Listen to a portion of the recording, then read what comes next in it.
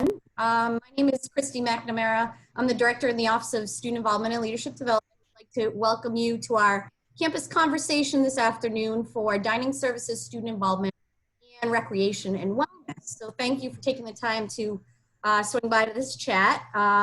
We're here really to kind of give you an update on all of our areas about what we'll be doing this fall as far as today. It's very important to say that, as things are changing pretty quickly, as you can imagine.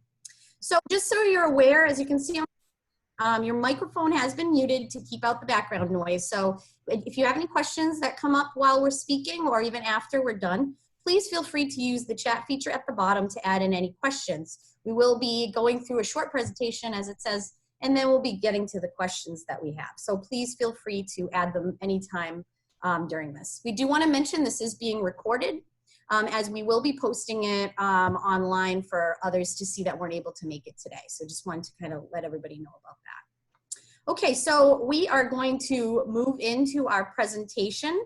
And first up is dining services.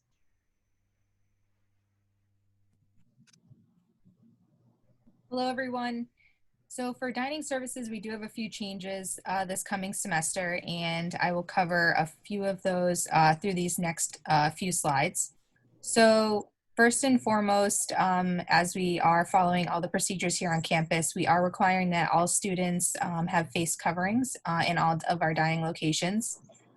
The food in our dining locations will be served by our associates. There will be no self-serve options or buffet stations. Our checkout cashier stations will be contactless, and this will be done through swipers that students and visitors can use. This will be in our Sheehan Dining Hall and in the Market Dowden. For our other retail locations, it'll be contactless through the mobile ordering system that we'll go through on the next few slides. Sheehan Hall will have scheduled dining times as well based off of the residence halls to limit crowding. Sheehan will also close twice a day for detailed cleanings. We've replaced all utensils with individually prepackaged utensils, china with disposables, and we've also suspended the use of soda and juice fountains, and we'll replace it with canned soda, bottled water, and milk cartons. You can go to the next slide, Dean. You'll see in our dining facilities, we have a lot of placement for where you should stand and the flow of traffic to create social distancing. So please observe the designated entrances and exits, the queuing requirements by the floor decals and the signage that is posted. The dining location queuing areas are marked so that way students can remain 6 feet apart. We have reduced our seating capacities to adhere to the Massachusetts state guidelines in our dining locations. When you do sit at the tables, you are allowed to remove your face covering, but once you get up from your table, we recommend that you please put it back on and keep it in a personal bag while dining with us at the table as well. We're also asking that students minimize their time sitting at the table to allow for other customers to come into the space, and that please leave the space clean when you and remove all of your trash and empty it in the proper recycles. Next slide. And Boost Ordering is our mobile app. So in order to minimize crowding in our retail environments, we're asking all students and any staff as well on campus to please use the Boost Ordering system to order from our retail locations that will be open this fall. Thank you very much. Okay, thank you, Megan. Okay, next up is student involvement. So I'm going to speak a little bit about what we're planning for the fall. So in relation to student organizations and programming, we still think it's extremely important that our student organizations remain active as best as they can through the fall semester and into the spring. What we're looking at this year for the fall is to have virtual meetings for all student organizations. There is a crunch a little bit around campus, especially in our student center in relation to space. So the virtual meetings will provide an opportunity for all clubs to have equal time in meetings instead of trying to limit how many people can be in the space at one time. It's much easier to do it virtually. We're looking at programming for the campus community, still some in-person events, small in-person events that go along with the COVID-19 occupancy and restrictions that we do have to follow. And we're really encouraging our student organizations to do a lot of virtual events. That would also, really reach out to all the students that are going to be remote, as well as the students that will be on campus for the fall. We will be continuing our annual Welcome Week events. We'll be kicking off the first day, September 2nd, and running all the way through the 11th. We are finalizing our schedule now, and we'll be promoting that very shortly. And we will still be providing our campus community with our annual club kickoff. It will be a week-long kickoff instead of one event. And it will be a combination of in-person tabling by student organizations, as well as virtual meetups for students to kind of meet with students that are interested in their club and to kind of promote themselves. So that will be running September 7th through the 11th. So you can kind of keep an eye out for that too in your email and promotions online. You can follow us on our Instagram for event updates at WSU_OSILD. That's probably one of the best places, as well as Twitter, to keep up with what's going on event-wise and student org-wise for the fall. Next slide, Dean. So just to give you a quick overview of the Student Center, our office does oversee that building. The services that are still going to be provided, in addition to the offices that are in the building, will still be the information desk, bookstore, the food court, Lancer's Loft, our student org suite on the 3rd floor, as well as the student org offices, Taya's Pantry, and our commuter services office, which runs out of student involvement. So I just kind of wanted to still put that out there, that those spaces and those services will be provided. Might be a little different than what we've seen in the past, but they are going to be open for students. One of the things that is a little bit different for the Student Center is academic spaces. So as you are probably aware, a lot of the classrooms had to be condensed down to occupancy standards that go with what the state has issued for us. So we've actually looked to expand the academic spaces into the Student Center. So a lot of the rooms that maybe you were familiar with that held events, maybe even during the day, are actually now going to be academic spaces in classrooms. The Blue Lounge, the North South, and some of the other spaces. So that, I just wanted to kind of put that out there so you are aware. We may not be doing the programming during the daytime in those spaces that we typically do, and we'll be doing more in the evening. We will still have, of course, a lot of lounge space for all of you, as well as our remote learning space, which will be in our Lancer Landing, which is next to the food court on the 1st floor. So we are going to go through, and you will see some changes with the lounge space in particular for social distancing and so on and so forth. We'll be taking care of that very soon. So when you do come back, you will see things will look a bit different. The one larger change from my office in relation to the Student Center is going to be the living room. Due to some restrictions, we will not be able, unfortunately, this semester, or hopefully maybe things will change, provide the pool tables as well as the ping pong tables in the living room. We're going to be kind of moving some things around in there and making a little bit more lounge space for students. So unfortunately, I know that that's a great place for students to kind of hang out and play some games between classes. We are going to be changing that operation just slightly for this semester. The living room will still be open, but it's just strictly a lounge space. So I kind of just wanted to mention that, as I know a lot of students like to gather in there. So any questions regarding our services, you can always email us at studentinvolvement@worcester.edu. Thank you. Next up is Dean. All right, everyone. In terms of recreation and wellness, there will be, as you guessed it, many changes throughout the facility. First, I'll touch on one of the ones that will be have the largest impact, which is the DeVitas Fitness Center. We will be restricting hours, as you can see, and those hours were data-driven based on the last few years of our student participation and access. There are some pretty strict capacity limits throughout the fitness center space, driven by the guidelines from Massachusetts. So we will be observing those as well. We may in turn flip a switch and create a reservation-only access to the fitness center during some peak times, if required, if we are meeting those capacity limits too often and students are forced to wait to enter. We have added countless additional staff, primarily again in the fitness center, to make sure we're cleaning and disinfecting everything properly throughout the entire day. We are still holding aside some potential hours to shut down midday if necessary, again, to make sure that we're offering the safest environment for everyone. You may not know, but again, these guidelines are very specific.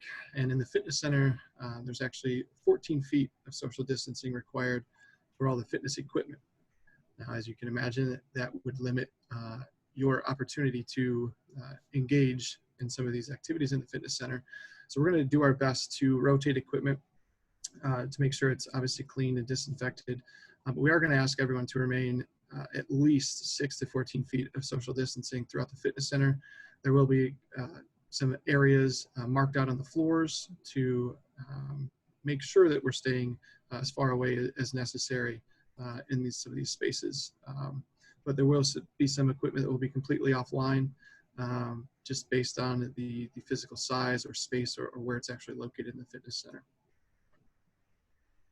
And yes, masks will be required to be worn everywhere at all times.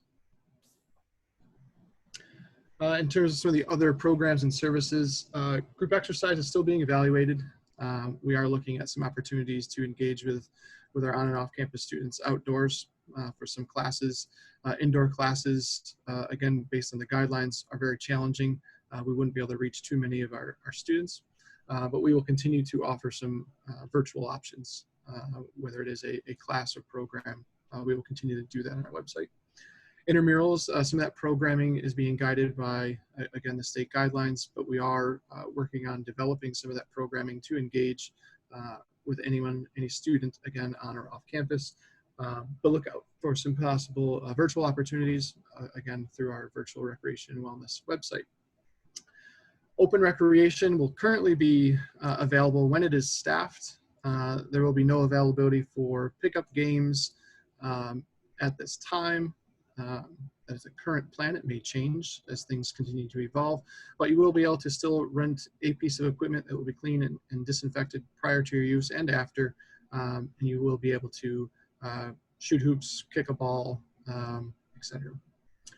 The indoor walking track will be open. We will ask everyone to maintain a 6-foot social distance in there, and we will have a maximum capacity there as well.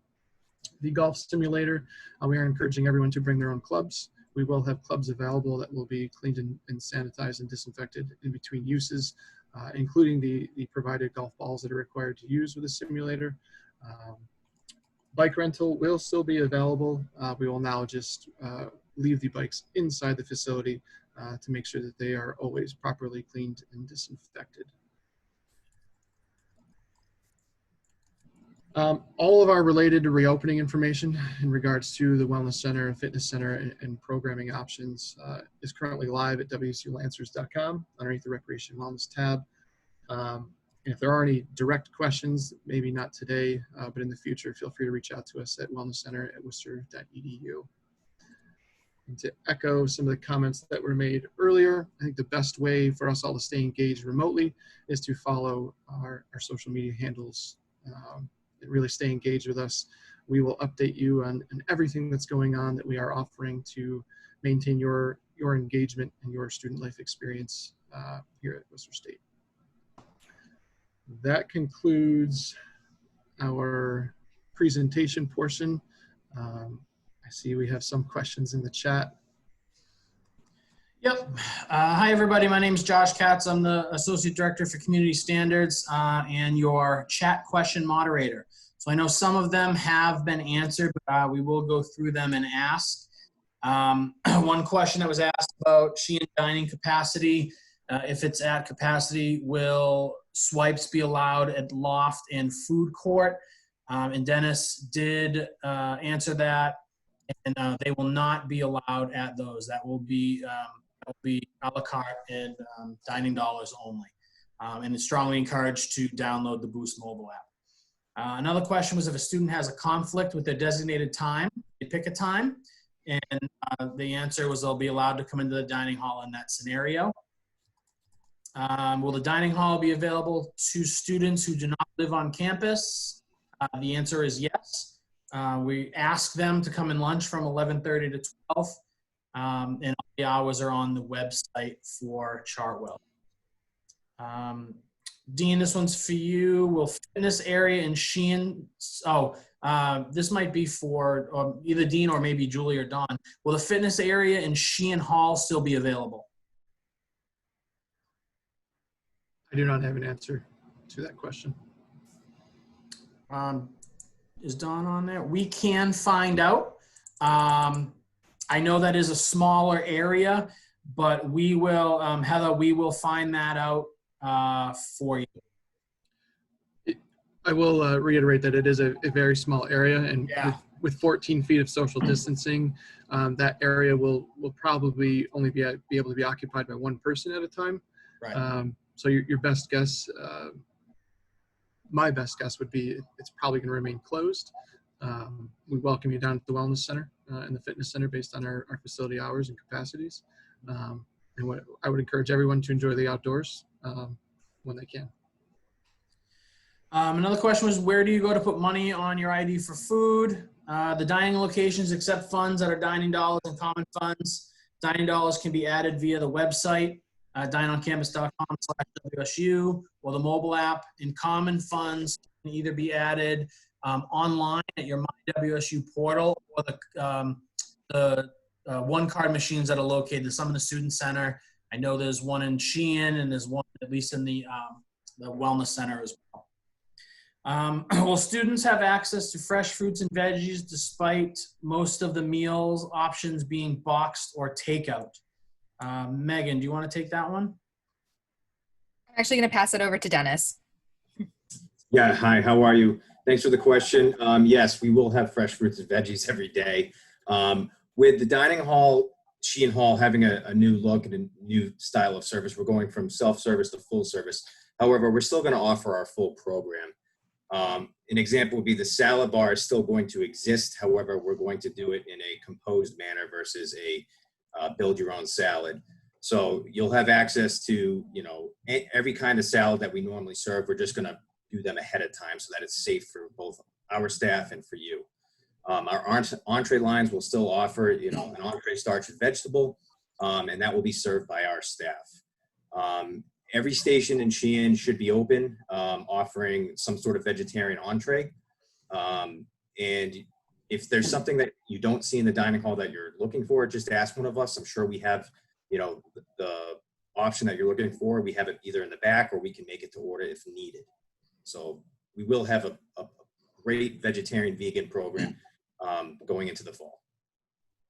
Thank you, Dennis. I did miss one. Will the pantry still offer food cards for students who are in need? I believe the answer is yes. You can visit the pantry or email teaspantry@worcester.edu, and we can work on that through Chartwell's and the stock that we have.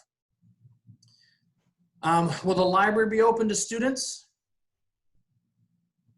I can take that. The library will be open. They're working on finalizing hours now. It will be open most likely during the week. They're not sure about possibly one day on the weekend, but right now they're looking at the week in, I have heard 8 to 4 or 8 to 5. So it's not finalized yet, but information will come out to students very shortly about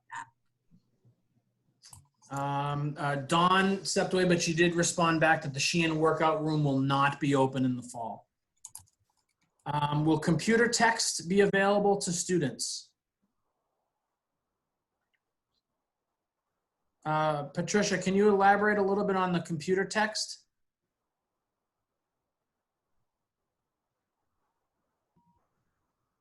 While you're elaborating, I'll answer the other one about will students know if their classes are in person? Excuse me, when will students know if their classes are in person or can be available online?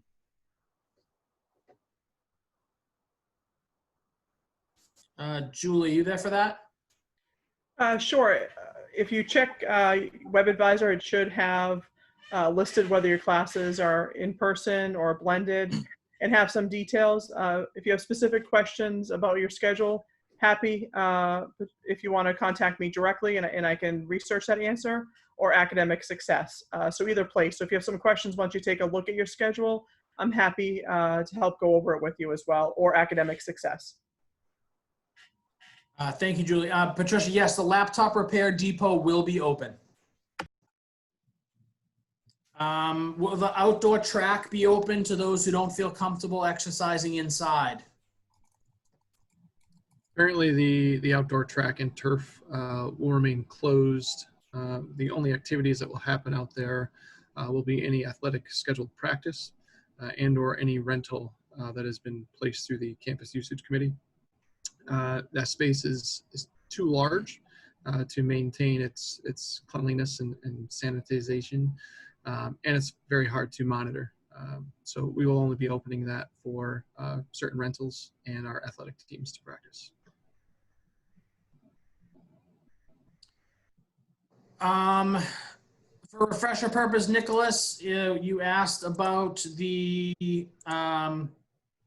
video going to be posted. It'll be posted at the worcester.edu /campus conversations. I will get that link and put it in here currently. Jonathan, thank you for sending that along. And Julie or Dawn, do you know if the May Street space has specific set hours? Most likely weekdays, but I will get back to everyone and we'll post those on the Safe Return website as well. But we're going to send out an email to students as we move closer that outlines all the different hours for lounge spaces, for buildings. That way, if you need to come to campus to access Wi-Fi, to work, to have a place in between classes, you'll know exactly what building is open when. So where it's a change from years past, we'll make sure that we send out an email to all students so they know when they come to campus, where they can go and what buildings will be open.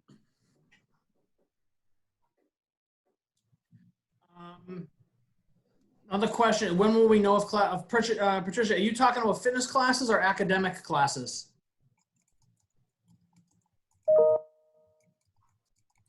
Those are currently, I believe Julie said, if you go to your web advisor and check your schedule, it should say them on there currently. If your classes are online, hybrid, blended, or 100% remote. Does anyone have any further questions? Christy, right now we think that's it. Okay, before we end, I think it's important just to mention, you could see the common theme in all of our discussion points today is really student and faculty and staff safety. So, you know, although we are going to be changing some services around or events might be a little different for students, it is because of safety reasons. And we really want to make sure that everyone is safe to come back to campus if you are able to come back to campus. That is really what we're doing. So we appreciate your patience along the way as we, as things change, as you watch the news or social media, you see things change on a weekly basis, sometimes daily. So we really appreciate you sticking with us and kind of working. When we look forward to having you all back, we truly do. It's not the same through Zoom. See more questions, Josh? Yeah, there were a couple more. If classes are not available online and you're not comfortable coming to campus, do we have the ability to go online? Julie? Patricia, a lot will depend. There's still the opportunity to make schedule adjustments. I recommend reaching out to your academic advisor to see what's available online for you to make some switches. Also, if you've got other reasons that you'd like to discuss, I'm happy if you'd like to contact me after this meeting and we can set up a time to speak and I can offer some other recommendations as well.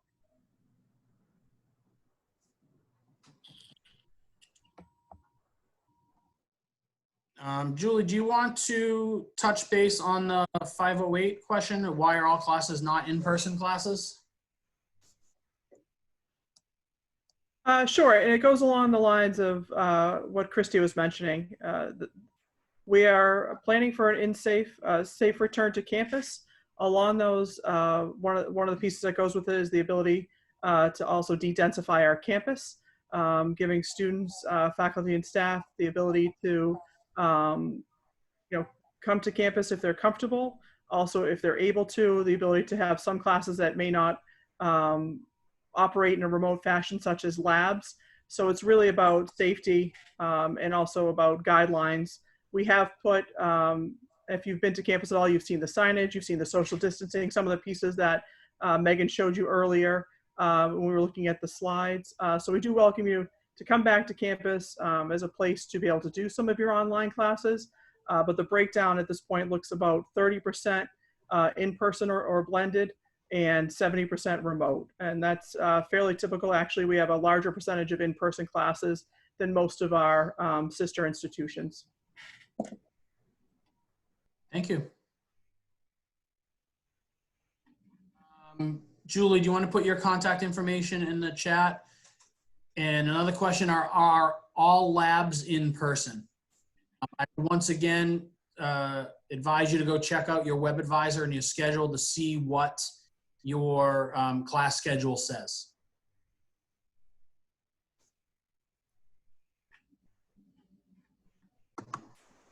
Any other questions that anybody has? Feel free to add them to the chat before we wrap up. All right. Well, I think that concludes our questions. Those are some great questions. As Josh had mentioned, this will be posted after on the Safe Return, or the website, I'm sorry, that you put in the chat. So please feel free to spread the word to some of your friends that weren't able to be here if they have some questions. Thank you, Josh. So we appreciate you all for coming tonight. And again, as I mentioned, we are definitely looking forward to seeing some of you, whether it's remote or on campus, in a very, very short while. So thank you so much for joining us. Have a good day.